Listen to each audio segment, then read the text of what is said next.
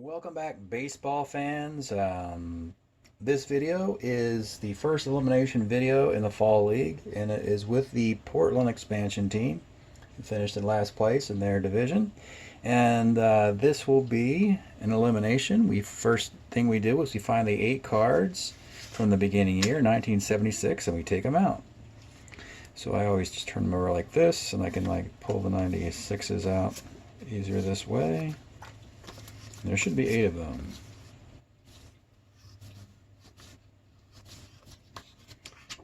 And when we do this,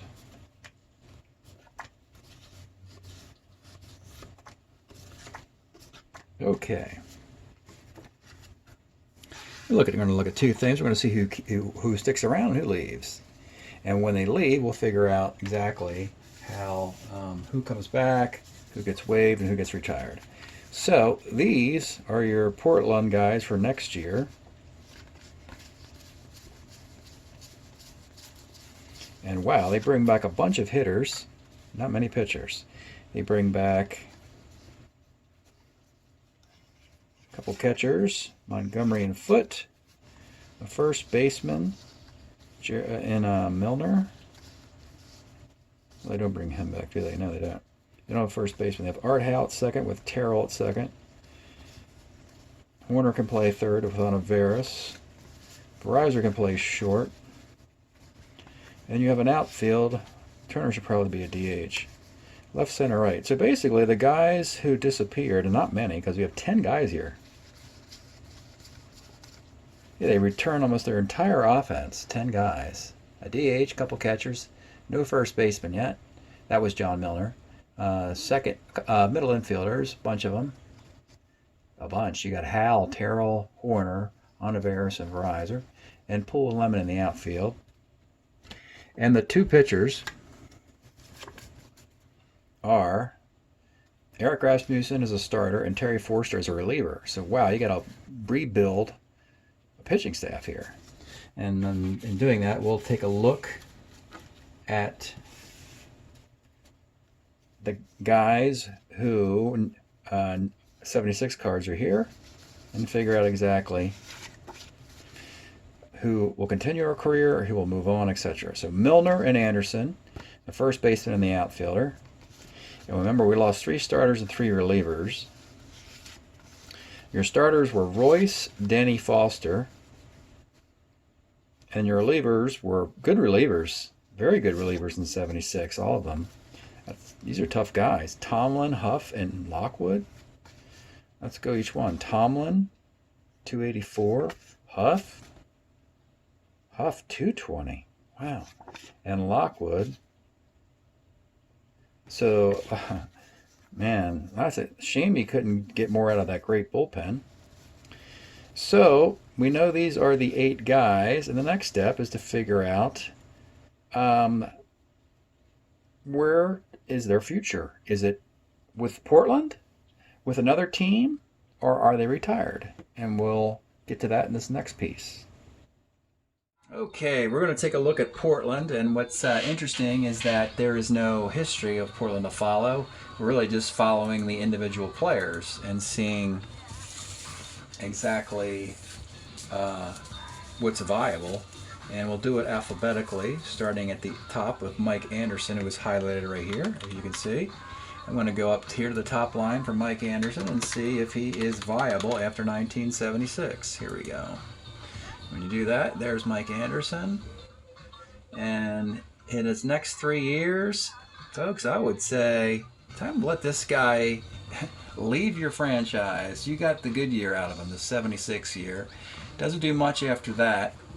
Let's currently, because we have 3 buckets, let's currently put him at retired for the moment. And we're going to put a 1 here to indicate retirement. Next up will be John Milner. Now I know he will continue, but we'll look at John Milner. Here he is. And oh, he's going to have some good years with the Pirates. He'll take a World Series ring with the 79 Pirates. And he was a pretty consistent player. Right around in the 270 sweet spot with good on base and slugging. So I would say there's no reason to quit on him. And you've got 4 shots, 77, 89, and 80. So your options are to either waive him or keep him. So for right now, I'm going to say let's keep him. So I'm going to go under Milner, and I'm going to put a 10,000 there. And now let's go to the pitching. We're just going to go from, it'll be Royce, Denny, Foster, Tomlin, Huff, Lockwood. So let's start with, Jerry Royce. This should be a no-brainer too. Jerry Royce was pretty much a staple for Portland. And I think the point of his 76 year wasn't that great anyway. The point was we knew he had future years that were good. And so you're looking at 79 and 80. That 80 year, wow, look, that's an all-star year. Led the league in shutouts, I think, yeah. 1.01 whip. You got to take him. So let's say you're keeping Royce now, because you need at least 1 or 2 starting pitchers from this group to take. So we'll keep Milner and Royce currently. Let's keep going. Whoops, didn't want to do that. Let's go back up here. The next guy is John Denny. John Denny. Now, this is an interesting, very curious window here for Denny, because I don't want to say he's a late bloomer, but he started strong, finished strong. In between, it was a little bit of wandering here. Looking 79 and 80, how high those ERAs are, 485 and 439. But when he gets to 83 and 84, which is a long way away, he goes to the Phillies and has a couple great years for the Phillies. We're not even there yet. We're in 76, where he burst on the scene with a 2.52 ERA. Struggles in 77, struggles in 79, and 80. Has one more good year in 78. So, if you kept this guy, you'd have to plug in 78. And if you plug in 78, then he'd be gone again. And then you'd 79, 80, 81, or 82, and he's not good again until 83. So you're going to have a year where he's probably out of the league for a year. Let's just waive him for now, because you have to waive 2 guys too. So let's waive John Denny, since there's some question marks there. Next guy is Alan Foster. I can always switch this all up too. This is not final. This is just temporary. And again, all teams aren't going to go 4-2-2 at this stage, and they have up until the draft to get to 4-2-2. 4 keepers, 2 waivers, and 2 retires. Here's Alan Foster, and he's done in 76, which makes everything easy. That's automatic. He's got to retire. So you put a 1 there. And this is what happens. You could end up with guys who automatically retire, and if you have 3 1s, you got to make a deal to get to the 4-2-2. Next up is Dave Tomlin. Dave Tomlin.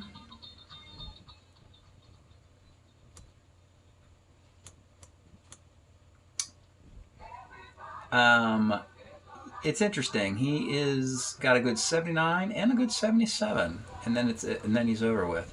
I would say let's keep him too, because lefty relievers are valuable. And by keeping Royce and Tomlin, keeping 2 lefties, that is very cool. As far as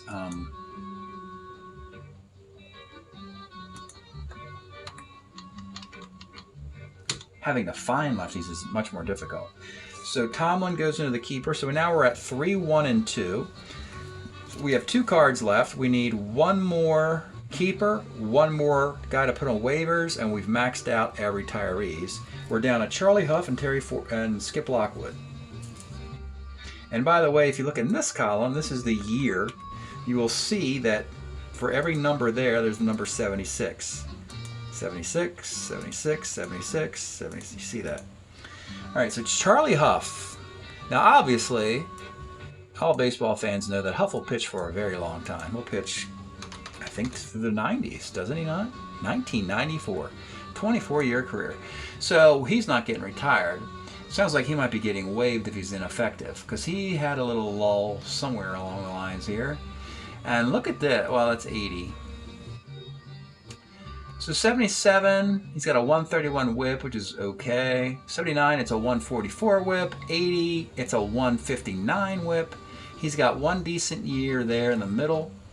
At this point, I'm inclined to waive him and let him bounce around the league for a little bit. So I'm going to put him in the waiver column.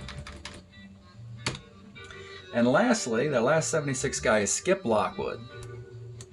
And if we keep him, then we are set with a perfect 4-2-2. And there's Skip Lockwood. Do we want to keep him? Is the question here, and make it my life easy. Well, if you keep him, you get the 79 Lockwood card with a $1.49 ERA. And he still has good years in 77 and 78. You kept the lefty Tomlin. You kept the lefty Forster. You're only keeping one of two of your relievers. And Lockwood is the pick over Huff. And if we do that, we say we want to keep Lockwood. Then when you look up at the number that adds up for each individual team. Oh, sorry, I know what happened there. These are hundreds. So the waiver guys are on a waiver are worth $100. So your keepers are worth $10,000 or 10,000 tokens. Your waiver guys are worth 100 tokens, and the retired guys are worth a single token. And when you get to that, you get to the 40202. And that's the magic number for the league. If every team has 4, 2, and 2, that's what each team strives to get for. And if you don't have that, then you're going to have to make deals to get to 4, 2, and 2. So at this point, Portland qualifies with that list, and they can go into the draft with this strategy of keeping these 4 guys, waiving these 2 guys, and retiring these 2 guys. This is it. Thank you for watching the Elimination Portland video.